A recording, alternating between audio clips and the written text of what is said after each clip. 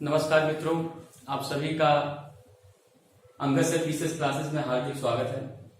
मित्रों, जैसा कि आप जानते हैं, मैंने पिछले वीडियो में आप सभी को बाल मनोविज्ञान विषय के पाठ्यक्रम पर बृहद रूप से हमने चर्चा किया था और आज उसी पाठ्यक्रम के अनुसार हम आपको हमारे जो आज का पाठ्यक्रम का विषय है विकास की अवधारणा, इस पर चर्चा करते हैं कि विकास की अवधारणा क्या है।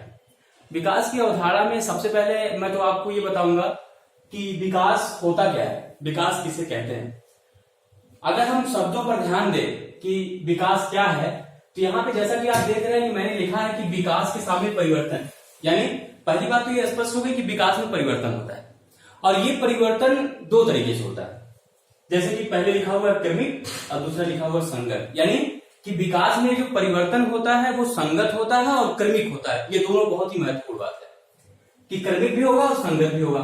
और ये जो क्रमिक और संगत परिवर्तन है, इस परिवर्तन की जो दिशा होती है, जैसा कि आप देख रहे हैं कि लिखा हुआ है कि इन दोनों परिवर्तनों की दिशा पीछे से आगे की तरफ होती है और इसको मनोविज्ञान के भाषा में उसको हम एक शब्द देते हैं जिसको ब्रैकेट में लिखा हुआ है उत्तरोत्तर क्रम। यानी कि जब परिवर्तन क्रमिक और संगत हो और इसकी दिशा पीछे से आगे की तरफ हो, यानी उत्तरोत्तर क्रम में हो, तब उसको विकास कहा जाता है। और आपको बता दें, यहां पे ध्यान देने वाली बात है कि यूपी टेट की परीक्षाओं में यह प्रश्न पूछा गया है कि जो परिवर्तन होता है विकास में, क्रमिक और संगत परिवर्तन, उसकी दिशा क्या होती है, वो किस तरफ से बढ़ता है। तो आप देखेंगे उसमें चार ऑप्शन दिए रहेंगे, पीछे से आगे की तरफ, आगे से पीछे की तरफ क्रमिक होता है। तो इस तरीके से जब आप ध्यान देंगे तो यहाँ पे जैसा कि लिखा हुआ है कि वो परिवर्तन पीछे से आगे की तरफ होता है, उत्तरोत्तर होता है, जिसको अंग्रेजी में हम प्रोग्रेसिव कहते हैं। प्रोग्रेसिव मतलब जैसे बढ़ जाना। तो ये आप क्वेश्चन ध्यान रखिएगा कि परिवर्तन जो होता है वो पीछे से आगे की तरफ होता है, उत्तरोत्तर क्रम में होता है। तो पहला क्वेश्चन आप ये ध्यान दीजिएगा, इस तरीके से पूछा जा सकता है, जो कि परिभाषा में आपको मिल गया है।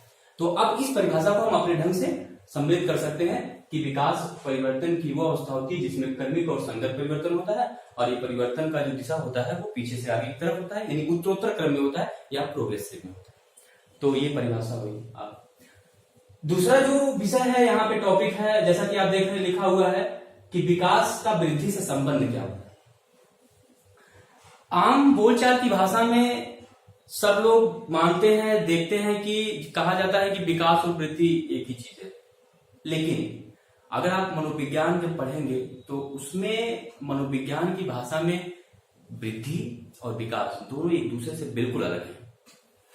दोनों एक दूसरे से बिल्कुल अलग है और बहुत बड़ा अंतर है। क्या अंतर है, पहले आप शब्दों को समझिए। यहाँ पे वृद्धि लिखा हुआ है, जिसको ब्रैकेट में हमने अभिवृद्धि लिखा हुआ है, और यहाँ पे विकास लिखा हुआ है। पहले इसका मतलब समझिए। वृद्धि, जिसको हमने लिखा है ब्रैकेट में अभिवृद्धि, यानी अभि का मतलब होता है केंद्र, और वृद्धि यानी कि जब कोई वृद्धि एक केंद्र तक सीमित हो, एक पक्ष तक सीमित हो, बृहद रूप में ना हो, तो वो वृद्धि होती है। और इसको यहां पे मैंने लिखा है, जैसा कि पहला पॉइंट अंतर में आप देख रहे हैं कि यह विकास का एक पक्ष है जिसमें शरीर का आकार, संरचना, वजन, ऊंचाई आदि में परिवर्तन होता है।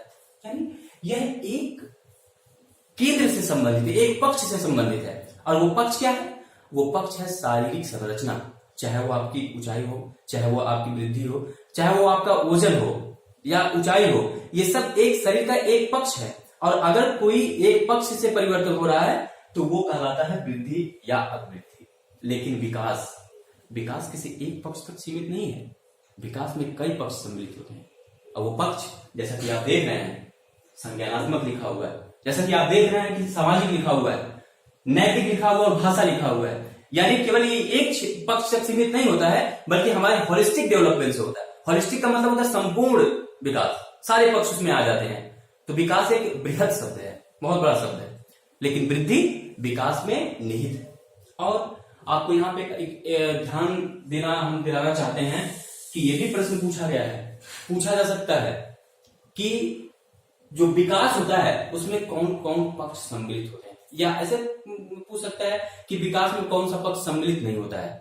यानी अगर चार ऑप्शन दिया हुआ, संज्ञानात्मक, सामाजिक, नैतिक, और इसमें से कोई सामाजिक ये दे दिया है शारीरिक संरचना, तो बिल्कुल स्पष्ट है, आप जानते हैं कि संज्ञानात्मक, सामाजिक, नैतिक और भाषा ये सब विकास में है, लेकिन शारीरिक जो संरचना है वो वृद्धि में है। तो ये क्वेश्चन अब यहां से बनता है। दूसरा अंतर क्या है, यह मात्रात्मक या परिमाणात्मक परिवर्तन, ये मात्रा से संबंधित होता है, जिसको आप क्वांटिटी कहते हैं। मात्रा, ऊंचाई बढ़ जाना, लंबाई बढ़ जाना, भार में वृद्धि होना, तो ये उसके मात्रा से संबंधित है। लेकिन विकास ये क्वालिटेटिव चेंज होता है, ये गुणात्मक परिवर्तन होता है, जिसके व्यक्ति की क्वालिटी में परिवर्तन आता है। तो ये दूसरा अंतर। तीसरा अंतर देखिए, इसे मापा जा सकता है। बिल्कुल आप जानते हैं क्वांटिटी को मापते नहीं है, मात्रा को मापा जा सकता है।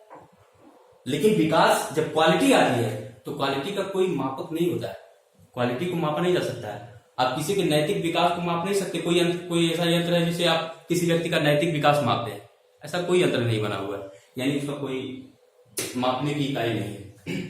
और आप जैसा कि देख रहे हैं यहाँ पे लास्ट जो अंतर लिखा हुआ है कि वृद्धि विकास में सन्निहित है, और इसकी चर्चा ऊपर भी हम कर चुके हैं, क्योंकि जो वृद्धि है वो विकास में निहित है। विकास बहुत बड़ा शब्द है, उसमें बहुत सारे पक्ष सम्मिलित हैं, लेकिन वृद्धि एक पक्ष है, विकास का एक पक्ष है, इसलिए यह एक वृद्धि विकास में सन्निहित है, निहित होता है।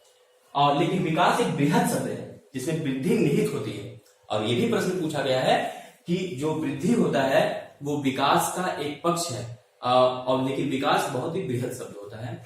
और इसी के साथ ये आप देख रहे हैं आज हमारा जो पाठ्यक्रम का विषय था विकास का उदाहरण समाप्त होता है। और आपने ये वीडियो देखा, इसके लिए थैंक यू वेरी मच। और मुझे ये विश्वास है कि आप इस वीडियो को जरूर सब्सक्राइब करेंगे। Please subscribe and thank you very much.